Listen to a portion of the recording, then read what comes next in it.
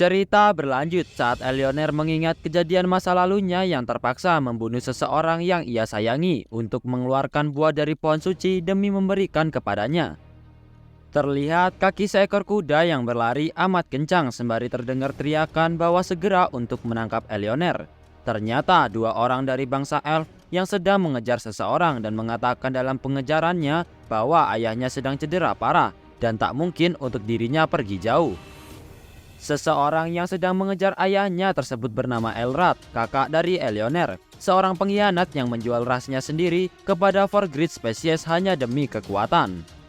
Di sini kita diperlihatkan Elioner yang panik atas kedatangan kakaknya tersebut, sembari mengatakan bagaimana dia bisa secepat ini menyusul sang ayah dan dirinya.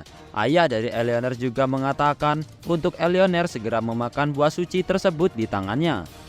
Setelah berteriak kepada Elioner untuk segera memakan buah suci, tiba-tiba suatu serangan datang, sebuah tusukan yang mengenai batang leher dari ayah Elioner tersebut. Elioner yang melihat ayahnya kini telah mati jatuh dari sandaran pohonnya, lantas langsung berlari menghampiri ayahnya tersebut. Namun di saat itu buah yang ia pegang di tangannya juga diserang dengan sebuah sabetan suatu senjata. Saat menoleh ke arah atas, kini kita ketahui bahwa orang yang membunuh ayahnya tengah sekarat dan menghancurkan buahnya tersebut adalah Hamiel. Kemudian terlihat sebuah cahaya biru keunguan masuk dalam badan dari Elioner, membuat Elioner tertunduk atas efek dari aura keunguan tersebut.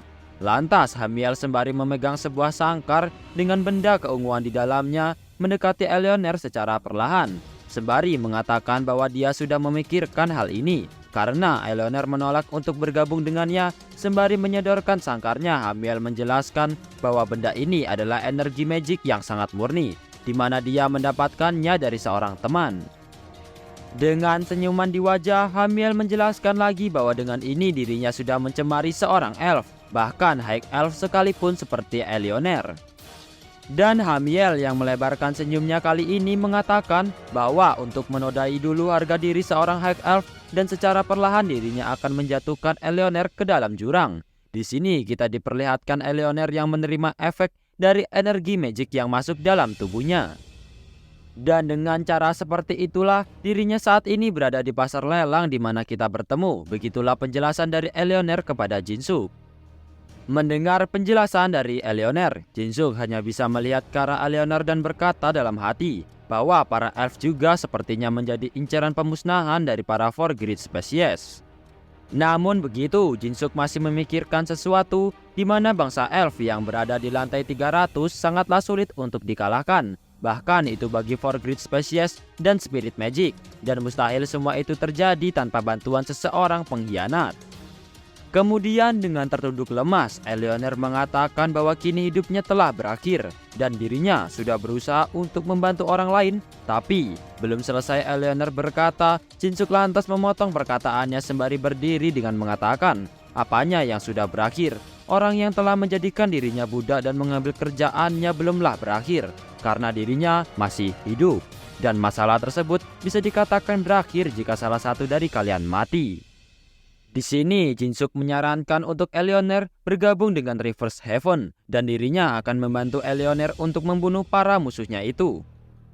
Di scene lain kita diperlihatkan Haryu yang telah selesai menghabisi para climber dengan tertunduk. Ternyata Haryu yang sedang tertunduk itu sedang memikirkan sesuatu dan berkata dalam hatinya apa tak apa dirinya meninggalkan elf tersebut dengan Jinsook yang berduaan, dan bagaimana jika si elf jatuh cinta kepada Jinsook. Sembari membayangkan kemesraan dari sosok Jinsook dan elf yang kita ketahui bernama Elioner.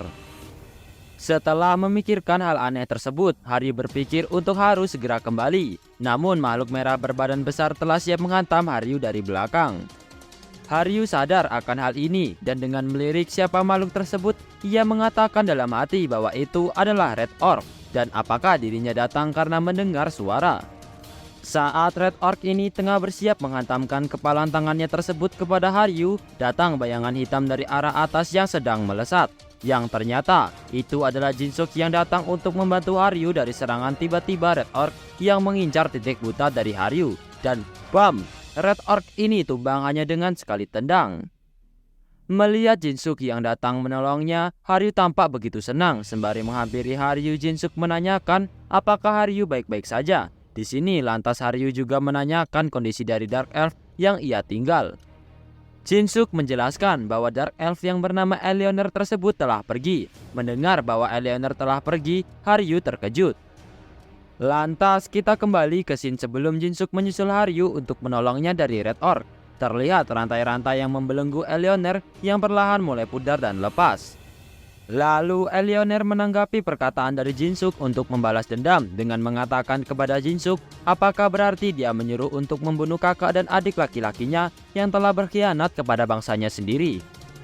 Jinsuk meyakinkan Eleanor terkait hal tersebut. Bukankah saudaranya itu sudah melakukan hal yang begitu kejam terhadapnya dan ayahnya? Dan tak ada alasan bagi Eleanor untuk tidak melakukan balas dendam. Sembari meyakinkan Eleanor kembali, Jinsuk menegaskan bahwa dirinya harus melakukan balas dendam, yaitu balas dendam sepenuh hati, di mana balas dendam itu nantinya akan membalas perbuatan mereka puluhan lebih buruk dari apa yang telah dilakukan terhadapnya dan ayahnya. Di sini Eleanor hanya bisa merenung dengan menundukkan kepalanya ke bawah. Lantas dengan tegas, Jinsuk mengatakan lagi bahwa dirinya juga akan melakukan hal tersebut. Mendengar hal itu, Eleanor lantas heran dan bertanya kepada Jinsuk dirinya ingin membalas dendam kepada siapa.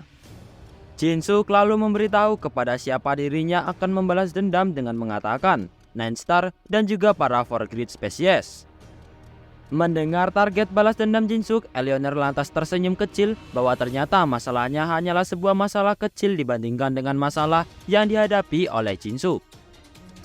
Tak lama, Eleanor melesat terbang mengeluarkan sebuah cahaya biru membekas dari tempat ia berdiri. Sebelum Eleanor benar-benar pergi, Jinsuk lantas bertanya kepada Eleanor apakah dirinya tidak akan bergabung dengannya. Eleanor menjawab tawaran Jinsuk bahwa dirinya tidak akan bergabung dan berniat untuk memperoleh kekuatan yang setara dengannya terlebih dahulu. Barulah setelah itu dia akan kembali kepada Jinsuk. Di sini Jinsuk hanya tersenyum mendengar jawaban yang terlontar dari Eleanor. Eleanor kemudian melirik ke arah Jinsuk lagi dan bertanya satu hal terakhir, yaitu terkait nama aslinya bukan Ghostface yang terkenal melainkan nama asli darinya. Sembari menoleh ke arah Eleanor dan dengan tatapan tajam, Jinsuk memberitahu nama aslinya adalah Cha Jinsuk, Death Star Cha Jinsuk. Mendengar nama aslinya, lantas Eleanor terbayang akan seseorang spirit master Cha Jinsuk dan mengatakan dalam hatinya bahwa memang benar ada beberapa misteri dari kematiannya dan sekarang semuanya masuk akal. Dengan mimik wajah yang menyeringai sebelum benar-benar pergi, Eleanor mengatakan sesuatu lagi bahwa jikalaupun dirinya mati, Jinsuk bebas melakukan apa saja dengan jiwa dan tubuhnya. Tak lama, Eleanor pun melesat pergi. Scene kembali ke Jinsuk yang telah menjelaskan alasan mengapa Eleanor pergi kepada Haryu. Dan tak lama Vulkan datang bersama menggendong Mio sembari mengatakan kalau ini telah berakhir. Maka dari itu menyarankan untuk segera pergi, jika tidak para climber akan datang lagi jika tahu temannya telah dihabisi. Di sini Jinsuk menanggapi usulan dari Vulkan dengan mengatakan bahwa hal itu benar dan terlalu berbahaya juga jika terlalu lama menetap di sini, dan mengusulkan kepada yang lain untuk pergi naik ke Metropolis di lantai 60. Dan dirinya mengingat bahwa Tuan Godlitz juga seharusnya berada di lantai 60. Lantas kita diperlihatkan situasi di lantai 60 di mana Tuan Godlitz sedang diserang oleh sekelompok pasukan. Dan di sini kita diperlihatkan skill penyerangan dari Tuan Godlitz yang bernama Godrush, mengerahkannya kepada pasukan yang hendak menyerangnya. Setelah mengeluarkan skill Godrush-nya tersebut, kita diperlihatkan mimik wajah yang tengah kewalahan dari seorang Tuan Godlitz. Setelah menghabisi pasukan yang berhasil masuk ke dalam kastilnya, Godlitz tampak kesal kepada seseorang bahwa dirinya selama ini telah tertipu dan tidak habis pikir bahwa pasukan tersebut menyerangnya dengan begitu nekat. Di luar kastil, tepatnya lantai 60, terlihat beberapa bangunan yang telah hangus oleh kobaran api yang melahapnya, dan terdengar teriakan pasukan untuk menghalang musuh bisa masuk ke dalam. Namun teriakan halangan tersebut dijawab oleh teriakan lain bahwa semua itu percuma karena barisan depan telah dipaksa untuk mundur hingga belakang. Kini kita ketahui bahwa bangunan-bangunan yang terbakar tersebut adalah milik seseorang bernama Tuan Godlitz. Kemudian terlihat dua pasukan yang begitu semangat untuk menyerang pasukan yang bertahan dari kubu Godlitz dengan mengatakan bahwa mereka harus menyerangnya. Ini semua demi kerajaan. Lalu terlihat Puppet yang memimpin begitu khawatir akan pasukan kerajaan yang datang untuk menyerang dengan mengatakan dalam hatinya bahwa tempat ini merupakan tempat milik Tuan Godlich yang mendukung Reverse Heaven. Dan jika suatu saat nanti Nenstar tahu akan hal ini, maka tamatlah semuanya. Lantas orang tersebut mengeluarkan skillnya. Terlihat aura ungu yang keluar dari sekujur tubuhnya mengendalikan dua Puppet untuk menghadang pasukan kerajaan, sembari mengatakan bahwa dirinya akan melindungi tempat ini. Lalu terlihat dua pasukan kerajaan yang datang pun dihabisi oleh orang bermata biru yang mengendalikan Puppet. Kemudian datang pria besar dengan sebuah senjata tongkat yang dibawanya datang dari atas mencoba menghantam dua Puppet sembari mengatakan, "Kau milikku." Atas hantaman senjatanya membuat lantai hancur dan kedua Puppet tersebut masih sempat untuk ditarik ke belakang menghindari hantaman keras dari pria besar itu. Kemudian setelah berpijak ke tanah, orang tersebut berkata apakah efek yang ditimbulkan dari hentaan senjatanya membuat sakit. Melihat hantaman keras dengan senjatanya itu tidak berhasil mengenai kedua Puppet ini, lantas pria besar memuji bahwa kemampuan dari pria bermata biru tersebut lumayan juga bagi seorang pengendali Puppet. Diketahui pria dengan membawa senjata tongkat tersebut adalah seorang giant hippo guild master bernama Joseon. Atas kedatangan Jose, lantas pria bermata biru ini mengatakan dalam hatinya bahwa tidak disangka seseorang di tingkat guild master dikirim ke tempat ini, dan apakah mereka bersikeras untuk membakar tempat ini menjadi hangus tak tersisa. Dalam ketidakpercayaannya menghadapi seseorang guild master, tiba-tiba dua belah belati dengan cepat menusuk Puppet dari pria bermata biru dan terdengar seseorang mengumpat dengan mengatakan, "Jabingan bodoh." Ternyata serangannya mengenai Puppet pria bermata biru tersebut berasal dari seorang guild master lain, yaitu White Swallow bernama Beck Holio. Lantas Beck menceramai Jose bahwa menghadapi seorang pengendali Puppet dengan cara menghabisi Puppetnya terlebih dahulu. Di sini Jose hanya melirik dengan kesal kepada Beck. Lantas Beck mengatakan sebuah ejekan lagi bahwa dirinya janganlah sok keras dan tangguh, padahal selama ini hanya bisa hal-hal dasar saja. Menanggapi perkataan itu, Jose menoleh ke arah Beck sembari menanggapi ejekan tersebut dengan mengatakan bahwa selama ini dirinya dan dia sendiri mendapatkan banyak bonus dari atasan karena berjuang bersama. Mendengar tanggapan tidak terima dari Jose, Beck hanya melirik bahwa dirinya lah yang berhasil memojokkan musuh, dan bisa-bisanya Jose mengaku-ngaku dan mengumpat kepada Jose bahwa dirinya adalah seorang babi yang rakus. Dengan wajah kesal dan nada tinggi, kali ini Jose mengatakan bahwa dirinya bukanlah seekor babi, melainkan seekor kuda Nil, dan menganggap semua kekacauan ini berasal dari Beck duluan jika saja dirinya dan bawahannya tidak mengacau di lantai 10. Di sisi lain, pria bermata biru berpikir bahwa saat inilah dirinya memiliki kesempatan untuk menyerang, karena musuh di depannya sedang sibuk saling menyalahkan. Dan dengan skillnya membuat tali-tali mengikat ke badan Jose dan Beck, di sini Beck hanya bisa mengumpat dengan berkata jabingan. Namun dari arah belakang, pria bermata biru yang telah berhasil mengikat dua orang guild master di depannya diserang oleh perempuan bertopeng dengan tinjuannya. Pria pengendali Puppet tersebut lantas jatuh tersungkur dan sosok perempuan ini mengatakan maaf kepada Jose dan Beck bahwa dirinya lah yang berhasil menghajarnya saat mereka sedang sibuk berdebat. Sosok perempuan bertopeng tersebut adalah Mai, seorang partisan dengan tingkatan guild master juga, dan mengatakan pastikan semua ini telah direkam karena dirinya yang telah menangkap pengendali Puppet ini lantas berkata lagi Asur. Ternyata dia mengatakan nama dari seseorang yang tengah terbang di antara mereka. Terlihat Jose dan Beck yang sudah menoleh ke arah atas. Sosok yang tengah terbang tersebut adalah Asur, seorang guild master Lord of the Wind. Tak lama Asur lantas turun sembari mengatakan kepada ketiga guild master yang lain bahwa mereka lah yang membiarkan penyerangan Ghostface ke sini, dan oleh sebab itu mereka harus bertanggung jawab atas hal yang telah mencemari kerajaan. Mendengar perkataan dari Asur, Beck menanggapi bahwa dirinya tidak peduli dan tidak harus mendengarkan ocehannya tersebut. Dan Jose yang mengatakan bahwa walau dirinya sedikit lebih hebat, jangan pikir dirinya bisa menjadi juru bicara Tuan Cain. Dan Mai sendiri yang tidak peduli hal itu dengan mengatakan bahwa dia tidak tertarik akan hal tersebut, yang terpenting dia mendapatkan apa yang ia kerjakan.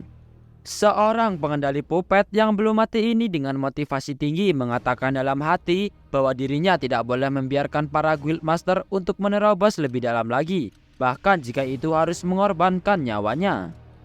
Dengan dahsyat dan hebat, pengendali Puppet ini mengeluarkan jurus andalan dengan imbalan nyawanya tersebut. Terlihat aura biru begitu berkorbar keluar dari sekujur tubuhnya. Jose dan Mai melihat apa yang sedang dilakukan oleh pengendali Puppet tersebut. Heran dan tak habis pikir bahwa dirinya mengikat tali Puppetnya ke diri sendiri. Dan di sini pengendali Puppet ini telah bersiap melakukan teknik serangan dengan mengumpulkan auranya tersebut ke satu titik di tangannya membentuk sebuah bola berwarna ungu. Sembari berpikir bahwa Tuan Godlich adalah panutannya selama ini dan mereka tidak akan bisa maju lebih dari ini. Dan boom! Bola ungu tersebut ditembakkan ke arah para Guildmaster yang sedang berkumpul. Di sini terlihat ekspresi dari Beck yang terkejut kepada pengendali Puppet yang nekat dengan melampaui batasannya tersebut dan menyuruh rekannya yang lain untuk menghindar. Namun tiba-tiba muncul ular besar menghalau serangan dahsyat pengendali Puppet, membuat efek ledakan yang begitu amat dahsyat menghancurkan bangunan di sekitarnya.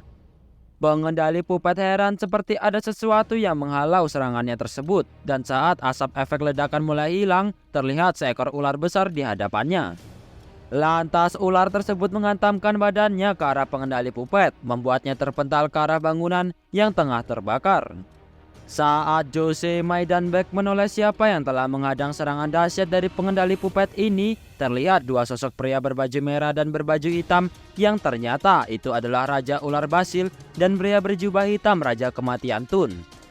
Di sini Beck heran dengan wajah kagetnya bahwa dua orang tersebut merupakan para Climber King dari lantai 300 dan Jose yang bertanya-tanya dengan mengatakan mengapa mereka ada di sini. Lantas Asur menjelaskan bahwa mercenari ini akan menjadi komandan operasi ini nantinya. Mendengar hal tersebut bahwa mereka yang akan memimpin operasi ini membuat Beck dan Jose tidak terima dengan mengatakan bahwa dirinya tak mau menerima hal ini. Dan Jose yang mengatakan mengapa dirinya juga harus mengikuti para mercenari sampah itu. Asur dengan santai menjawab ketidaksetujuan Beck dan Jose bahwa ini merupakan perintah dari Tuan Cain dan menegaskan apa mereka akan menentang Nine Star. Ketiga para Guildmaster tersebut tetap tidak setuju dan terdengar suara yang mengatakan untuk melakukan sesukamu. Lantas ketiga Guildmaster berpaling dan meninggalkan tempat tersebut dan Mai yang menambahkan bahwa itu adalah hal yang membuang-buang waktu. Namun tiba-tiba seekor ular menghabisi Jose dengan memakan kepalanya, membuat Beck dan Mai terhenti langkahnya. Saat Beck dan Mai menoleh apa yang sedang terjadi, ular tersebut lantas menyerang Beck, namun Beck sempat menghindarinya, tapi juga Beck harus kehilangan kaki kirinya. Di sini Asur mengatakan kepada para Guildmaster yang tidak ingin diperintah oleh Basil dan Tun dengan mengatakan bahwa mereka bukan saja tidak kompeten, melainkan tidak mematuhi perintah dari Nine Star yang mutlak. Dan terakhir dengan sebuah lirikan mata tajamnya, Asur kemudian berkata bahwa orang-orang seperti kalian tidak dibutuhkan di kerajaan. Atas serangan Asur ini terlihat Beck yang terbakar oleh kekuatan darinya. Setelah Jose dan Beck ini berhasil dikalahkan dan mati, kemudian terlihat Tun mengeluarkan kekuatannya sembari mengatakan bahwa dahulu mereka adalah prajurit yang tidak setia, namun saat ini berbeda. Dirinya akan menjadikannya mereka untuk mengabdi kepada guild sampai akhir. Atas kekuatan yang diperlihatkan Tun mengendalikan seseorang yang telah mati, Asur kemudian memuji Tun dengan mengatakan sungguh kehebatan yang luar biasa, bisa mengendalikan mereka para Guildmaster sekaligus menjadi undead, dan wajar saja selama ini dia memiliki julukan sebagai King of Death. Tun lantas menanyakan hal yang lebih penting, yaitu keberadaan Ghostface. Asur menjawabnya dengan mengatakan bahwa Ghostface belum mencapai lantai 60 dan terlihat wajah kebingungan dari Tun. Asur kemudian menambahkan bahwa tempat saat ini merupakan tempat di mana Ghostface mendapatkan saluran finansialnya. Oleh karena itu mereka mengambil alih tempat ini dengan maksud memutus koneksi dengan Ghostface selagi dia naik tower. Setelah berkata demikian, Bloody muncul menodong dirinya. Itu adalah mayat dari Beck yang telah menjadi undead. Asur lantas bertanya apa maksud semua ini. Tun kemudian menjawab bahwa dirinya akan pergi jika Ghostface tidak berada di sini. Dengan santai Asur mengancam bahwa apa dirinya juga akan menentang perintah dari Nine Star. Namun Tun menanggapi ancaman tersebut dengan mengatakan untuk tidak khawatir akan hal itu karena dirinya akan membawa sendiri kepala Ghostface kepada Nine Star, dan alasan mengapa ia mengambil misi ini hanya untuk membunuh Ghostface. Kembali dengan Jinsuk, di mana terlihat Hendrik yang sedang mengajar seorang prajurit di depannya terhenti atas kedatangan dari Jinsuk dan Haryu, sembari mengatakan bahwa akhirnya mereka datang juga dan apakah mereka berhasil mendapatkan hal yang menarik untuk dibawa.